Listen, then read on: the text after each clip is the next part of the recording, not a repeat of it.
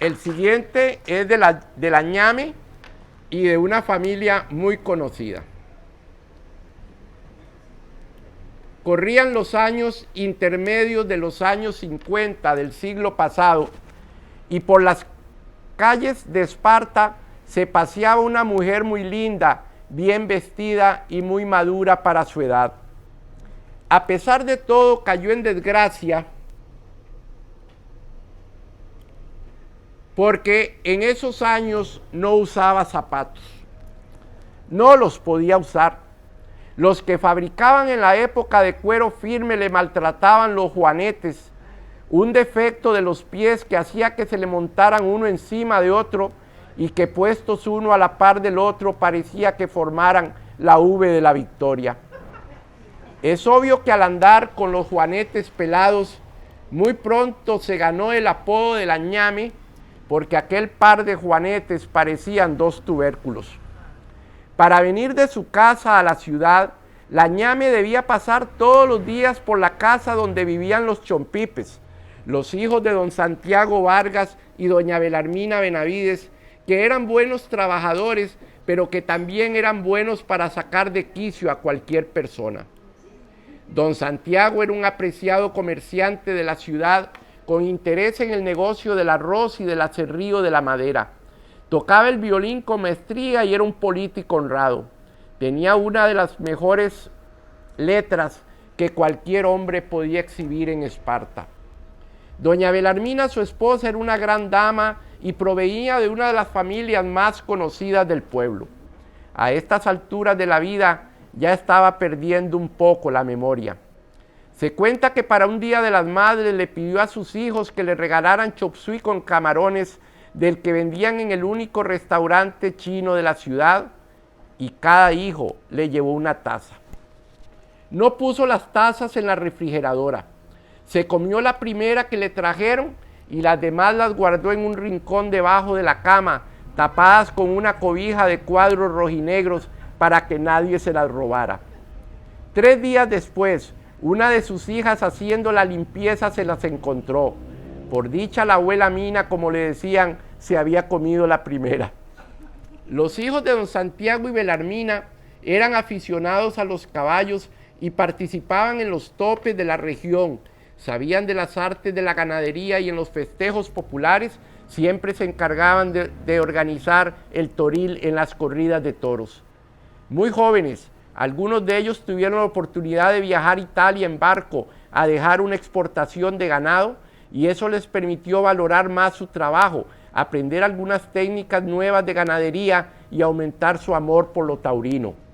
Como lo hacían todos los días, acostumbraban sentarse en el corredor de su casa para saborear las mañanas o las tardes o las noches y de vez en cuando vacilar a alguien porque en ese arte también eran maestros.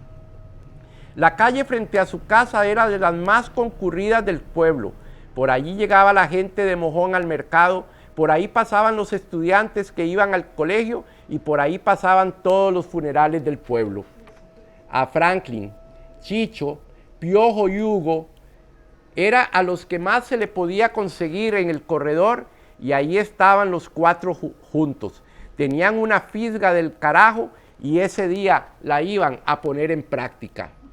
Por la calle, con su bolso en mano, iba pasando la ñame y a Chicho se le ocurrió gritarle: «Hoy vamos a comer sopa de carne con bastante ñame». La mujer furiosa le respondió inmediatamente: «Y de ahí, jueputas, ¿por qué no le echan también un pedazo de carne de chompipe?».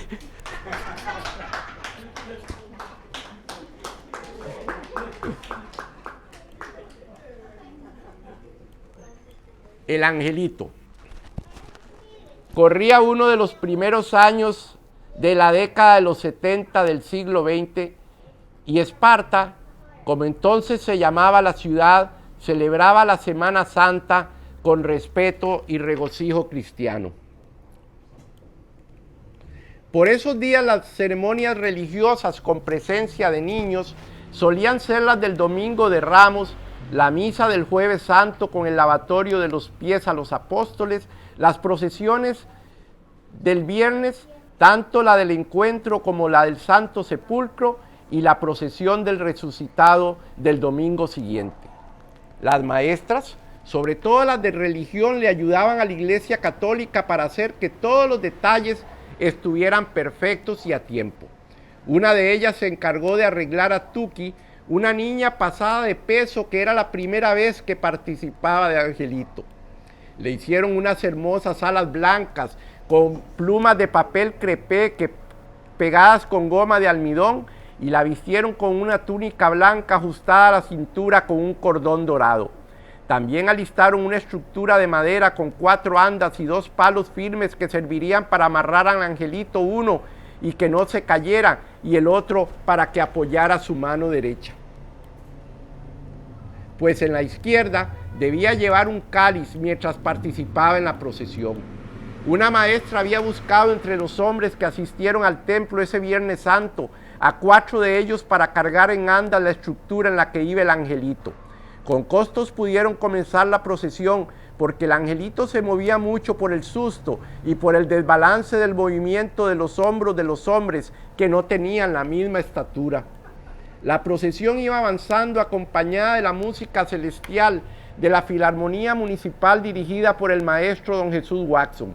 En el camino iban apareciendo las mujeres bíblicas que atendían las necesidades de Jesús. Pero la Tuki tuvo una necesidad y debía ir al baño. Llamó a su madre para decirle que necesitaba ir a orinar y su madre le respondió que se aguantara las ganas. 10 metros más allá, la Tuki no aguantó las ganas y reventó en aguas salobres. Los hombres que la llevaban en andas sumaron al sudor del verano los líquidos que le corrían por el cuerpo. Bravos, soberbiamente bravos con la madre, la bajaron al suelo y le dejaron ahí en medio de su progenitora que se moría de la vergüenza. Desde entonces, cuando alguien veía pasar a Tuki a su lado, murmuraba entre los dientes: ahí va la miona de Semana Santa.